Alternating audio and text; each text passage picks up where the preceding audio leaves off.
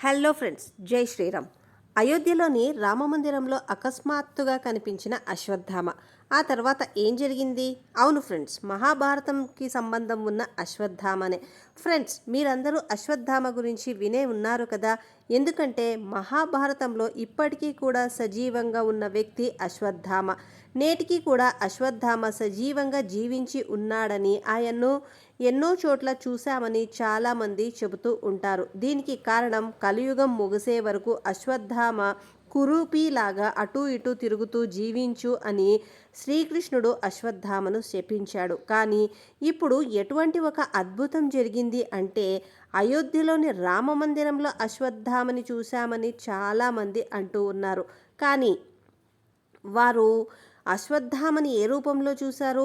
వారు చెబుతున్న దానిలో అసలు నిజమేంటి తెలిస్తే మీరు కూడా ఖచ్చితంగా ఆశ్చర్యపోతారు. కాబట్టి ఫ్రెండ్స్, వీడియో ఇంట్రెస్టింగ్గా ఉండబోతోంది. ఎక్కడా స్కిప్ చేయకుండా పూర్తి వీడియో చూడండి ఫ్రెండ్స్. అలాగే మీరు కూడా రామభక్తులైతే జై శ్రీరామ్ అని కమెంట్ చేయడం అస్సలు మర్చిపోకండి. ఫ్రెండ్స్, 2024 జనవరి 22న అయోధ్యలోని రామమందిరంలో ప్రారంభోత్సవం విజయవంతంగా జరిగిన విషయము మన అందరికీ తెలుసు. ఈ కార్యక్రమానికి దేశంలోని పలువురు ప్రముఖులు కూడా హాజరయ్యారు. అయితే ఫ్రెండ్స్, ఈ సమయంలో పెద్ద వార్త అనేది బయటికి వచ్చింది. ఈ వార్త అనేది అద్భుతానికి ఏమాత్రం కూడా తీసిపోదు. ఇక ఈ అద్భుతాన్ని చూస్తూ ఉంటే సాక్షాత్తు శ్రీరామచంద్రుడే దర్శనమిస్తున్నట్టు అనిపిస్తుంది. ఇంతకీ ఆ అద్భుతం ఏమిటి అంటే, ఈ విషయం గురించి తెలుసుకోవాలంటే వీడియోని ఎక్కడా స్కిప్ చేయకండి ఫ్రెండ్స్. అయోధ్యలోని రామమందిరంలో మనందరి ప్రభు అయిన శ్రీరాముని విగ్రహాన్ని తయారు చేసిన శిల్పి పేరు అరుణ్ యోగిరాజ్. అయితే అరుణ్ 7 నెలల పాటు కష్టపడి శ్రీరాముడి విగ్రహాన్ని తయారు చేసినట్లుగా చెప్పారు.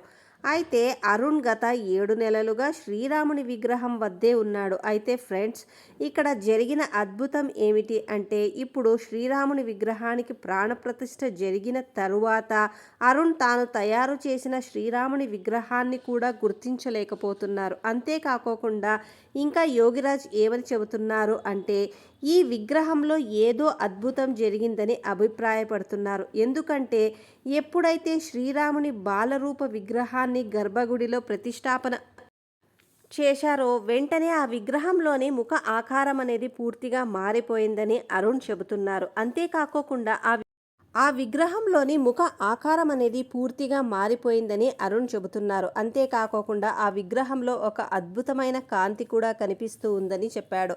ఎందుకంటే తాను తయారు చేసినప్పుడు విగ్రహంలో ఉన్న కాంతి తేజస్సు కంటే ప్రతిష్టాపన చేసిన తర్వాత విగ్రహం యొక్క కాంతి అనేది మునుపటి కంటే చాలా పెరిగింది. ఇక ఆ అద్భుతాన్ని చూసి తాను కూడా ఆశ్చర్యపోయానని యోగిరాజు స్వయంగా మీడియాలో ఇచ్చిన ఒక ఇంటర్వ్యూలో చెప్పారు. కాబట్టి ఖచ్చితంగా ఇదంతా కూడా ఆ రామ్లల్లా చేసిన అద్భుతమే అని యోగిరాజు వ్యక్తం చేస్తున్నారు. ఇక శ్రీరాముడి విగ్రహాన్ని చూస్తుంటే స్వయంగా ఆ శ్రీరామచంద్రుడే గర్భగుడిలో దర్శనమిస్తున్నట్టు అనిపిస్తుందని అన్నాడు. కాబట్టి ఫ్రెండ్స్, మీరెప్పుడు రామ్లల్లాని దర్శించుకుంటున్నారనేది తప్పకుండా కింద కమెంట్ చేయండి.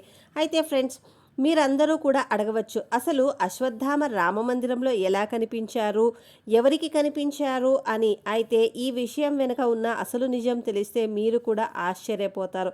ఈ సంఘటన 2024 జనవరి 23న జరిగింది. రామమందిరంలో సాధారణ భక్తుల కోసం తెరిచిన రోజు ఈ సంఘటన జరిగింది. ఆ రోజు లక్షలాది మంది భక్తులు ఆలయానికి తరలివచ్చారు. ఆ రాముని అనుగ్రహంతో అందరూ కూడా ఆ రామ్లల్లాను ఎంతో బాగా దర్శించుకున్నారు. తొలి రోజే సుమారుగా 5 లక్షల మంది భక్తులు దర్శనానికి వచ్చారు. కానీ జనవరి 24న చరిత్రలోనే ఎప్పుడూ మర్చిపోలేనిది ఒక అద్భుతమైన సంఘటన జరిగింది. అది ఏమిటి అంటే, సౌరభ్ అనే భక్తుడు చెప్పిన వివరాల ప్రకారం అతడు కూడా వీలైనంత త్వరగా రామ్లల్లాను దర్శించుకోవాలని ఉదయాన్నే రామమందిరానికి చేరుకున్నాడు. అయితే ఆ సమయంలో అక్కడ చాలామంది భక్తులు గుమిగూడి ఉన్నారు. ఇక ఆ సమయంలో ఆ క్యూలో ఉన్న భక్తులందరూ ముందుకు వెళుతూ ఉన్నారు. కానీ అప్పుడే నేను ఒక దివ్యమైన సాధువును చూశాను. ఎందుకంటే అతని తేజస్సు చాలా అద్భుతంగా ఉంది అని.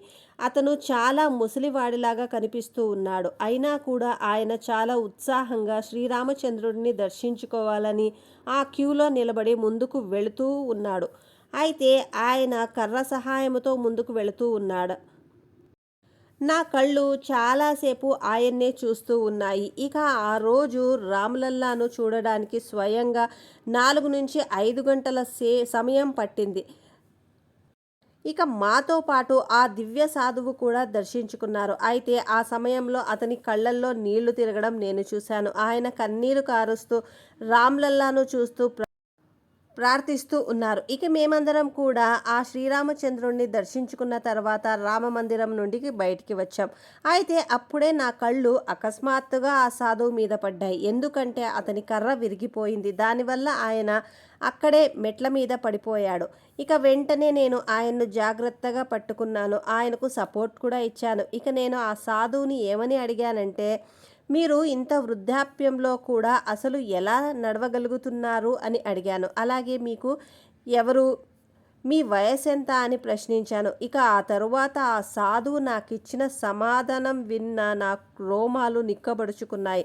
ఎందుకు అంటే ఆయన ఏమి చెప్పారు అంటే, నా వయసు సుమారు 5000 సంవత్సరములు. అంతేకాదు నేను శపించబడిన మహాభారతానికి చెందిన అశ్వత్థామను. ఇక నేను ఆశ్చర్యపోయి ఆయన వైపు చూస్తూ ఉన్నాను.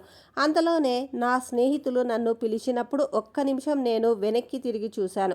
ఇక ఆ సమయంలోనే నేను మరలా ఆయనను చూసేలోపు ఆ సాధువు ఆశ్చర్యకరంగా మాయమైపోయారు. నాకు ఎక్కడా కూడా కనిపించలేదు. ఆయన కోసం నేను ఎంత వెతికినా కూడా కనపడలేదు. నిజంగా ఆ సంఘటన నా జీవితంలో జరిగిన పెద్ద అద్భుతంగా. కానీ నాకు కలిగిన సందేహం ఏమిటి అంటే, ఇంతకీ నాకు కనపడిన ఆ దివ్యమైన సాధువు ఎవరు? ఆ తరువాత నేను కూడా మహాభారతం గురించి కొంతమేర రీసెర్చ్ అనేది చేశాను. ఇక మహాభారతంలో అటువంటి వ్యక్తి ఒక్కరు మాత్రమే ఉన్నారని, అతను శ్రీకృష్ణుడి చేత శపించబడడం మాత్రమే కాకోకుండా అమరత్వ వరం కూడా పొందాడని నాకు తెలిసింది. ఇక ఆ వ్యక్తి ఎవరో కాదు, అశ్వత్థామ. అందుకే అశ్వత్థామ కలియుగం ముగిసే వరకు జీవిస్తాడని చెబుతూ ఉంటారు. అయితే ఆ రోజు నేను చూసిన వ్యక్తి కూడా స్వయంగా అశ్వత్థామేనా? ఆయన రామ్‌లల్లాను చూసేందుకు నిజంగానే రామమందిరానికి వచ్చాడా?